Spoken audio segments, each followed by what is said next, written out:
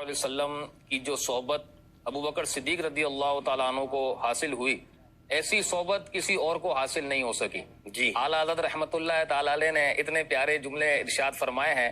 آپ فرماتے ہیں کہ 16 سال کی عمر سے سیدنا صدیق اکبر رضی اللہ تعالیٰ عنہ نے حضور کی رفاقت اختیار کی، اور پھر فرماتے ہیں کہ ہر کار میں پھر آپ شریک رہے. سبحان اللہ. اور عمر بھر جو ہے وہ حضور علیہ الصلوۃ والسلام کے ساتھ رہے، اور فرمایا کہ مونی سے لیل و نہار رہے. منی سے لے لے یعنی رات اور دن نبی پاک علیہ الصلوۃ والسلام کو راہ پہنچانے والے بن کر رہے. اب آپ دیکھیں کتنا بڑا سیدنا صدیق اکبر رضی اللہ تعالیٰ عنہ کا مقام ہوگا.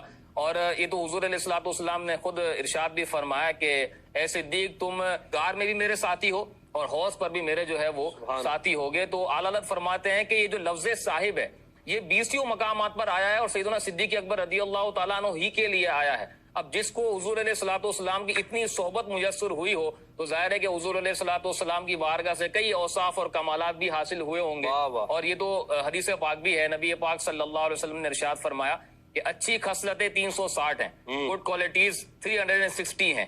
فرمایا کہ جب اللہ تبارک و تعالیٰ کسی کے ساتھ بھلائی کا ارادہ فرماتا ہے تو اس کو ایک خصلت عطا فرماتا ہے، اور پھر اسی خصلت کی برکت سے، اسی کوالٹی کی برکت سے اللہ تبارک و تعالیٰ اس کو جنت میں داخلہ بھی عطا فرماتا ہے.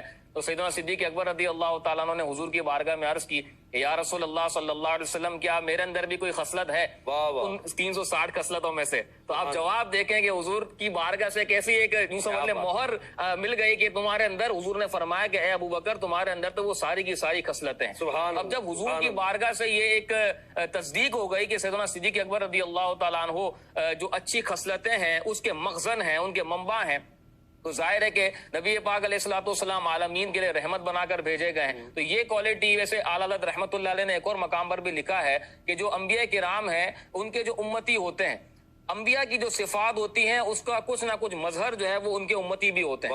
اب آپ دیکھیں کہ سیدنا صدیق اکبر رضی اللہ تعالیٰ عنہ کو حضور کو ایسا قرب ملا. حضور چونکہ امت کے لیے خیر خواہ ہیں، حضور امت کا درد رکھنے والے ہیں، امت کی خیر خواہی کرنے والے ہیں، تو یہ کوالٹی جو ہے حضور علیہ الصلوۃ والسلام کی بارگاہ سے سیدنا صدیق اکبر رضی اللہ تعالیٰ عنہ کو بھی ملی. اور پھر سیدنا صدیق اکبر رضی اللہ تعالیٰ عنہ نے بھی ساری زندگی امت کا درد اپنے اندر رکھا اور اس کے لیے آپ کام بھی کرتے رہے. آپ نے ایک حکایت سنائی، اس پر مجھے ایک اور حکایت یاد آ رہی تھی کہ سیدنا صدیق اکبر رضی اللہ تعالیٰ عنہ خلیفہ ہیں. اب یہاں پر تھوڑا سا کسی کو منصب مل جائے اس کی ذمہ داریاں بڑھ جاتی ہیں، بہت سارے کاموں کو نگلیکٹ کر دیتا ہے. لیکن آپ دیکھیں جب سیدنا صدیق اکبر رضی اللہ تعالیٰ عنہ خلیفۃ المسلمین بنے تو آپ کو پتا چلا کہ سیدنا علی المرتضیٰ شیر خدا کرم اللہ تعالی وجہہ الکریم بیمار ہیں. آپ نے کیا کیا؟ عمر فاروق اعظم کو بلایا اور عثمان غنی رضی اللہ عنہ کو بلایا رضی اللہ عنہما، اور ارشاد فرمایا کہ علی بیمار ہیں، ہم ان کی عیادت کے لیے چلتے ہیں. حالانکہ آپ اس وقت خلیفۃ المسلمین ہیں، اتنے آپ کے پاس کام ہیں، اتنی اہم ذمہ داریاں ہیں، لیکن چونکہ یہ خیر خواہی امت ہے، یہ امت کا درد رکھنے والی ایک کوالٹی ایک صفت ہے، تو آپ نے ان دونوں حضرات کو ساتھ لے کر سیدنا صدیق اکبر رضی اللہ تعالیٰ عنہ نے مولا علی کے گھر جو تشریف لے گئے. دروازہ کھٹکھٹایا تو مولا علی بھی خوش. اچھا اس وقت بزرگوں نے لکھا ہے کہ طبیعت میں کچھ بحالی آ گئی تھی، تو آپ نے دروازہ کھولا اور جب دیکھا کہ اتنے معزز افراد میرے گھر تشریف لائے تو آپ نے بڑے ادب اور احترام کے ساتھ ان کو بٹھایا. اب یہ بڑے سادگی والے افراد تھے اور اللہ تبارک و تعالیٰ نے ان کو قناعت کی نعمت سے مالا مال فرمایا تھا. تو سیدنا علی المرتضیٰ رضی اللہ عنہ کے پاس ایک پیالہ تھا اور اس میں شہد تھا، اور شہد کے اندر کچھ بال جو ہے وہ بالوں کا ہوتا ہے، داڑھی وغیرہ کا بال گر جاتا ہے، تو وہ بال بھی اس کے اندر موجود تھا. وہی پیالہ آپ نے ان بزرگوں کی بارگاہ میں لا کے رکھ دیا. سیدنا صدیق اکبر رضی اللہ تعالیٰ نے فرمایا کہ ہم کھانے سے پہلے نا کچھ کلام کر لیتے ہیں، گفتگو کر لیتے ہیں. ان کی گفتگو بھی بڑی عظیم ہوا کرتی تھی. اب آپ دیکھیں کہ اس ایک واقعے میں اتنے سارے اسباق ہیں. علی المرتضیٰ رضی اللہ عنہ نے فرمایا کہ آپ ہم سب میں بڑے ہیں، لہٰذا آپ جو ہے وہ ابو بکر صدیق کو فرمایا کہ آپ گفتگو کی ابتدا کریں. بڑوں کا ادب کیسا ہے. اب ابو بکر صدیق رضی اللہ تعالیٰ عنہ نے جب مشورہ ہوا تو مشورہ یہ طے پایا کہ ایسی گفتگو کریں گے جس کے اندر شہد کا ذکر بھی آ جائے، پیالے کا ذکر بھی آ جائے اور بال کا ذکر بھی آ جائے. اب وہ ایسی فصیح و بلیغ عربی جو ہے وہ جاننے والے افراد تھے.